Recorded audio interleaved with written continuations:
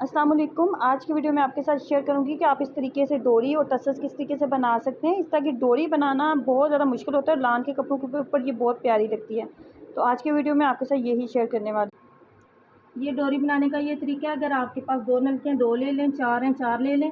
इस तरह आपने बनानी है। ये जगह कम होने की वजह से मैं यहाँ छोटी बनाना आपको सिखा रही हूँ। अगर आपने बड़ी बनानी है तो जितना बड़ा आप लेंथ लेंगे उतनी ये बड़ी बनेगी, ठीक है। इसके बाद आपने इस तरह धागे को लपेट लेना है। कोई 7 8 बार 9 बार जितनी आप मोटी करना चाहें कर सकते हैं। 7 8 बल दे लेने। फिर आपने इसको यहाँ से पकड़ के ऐसे करना है।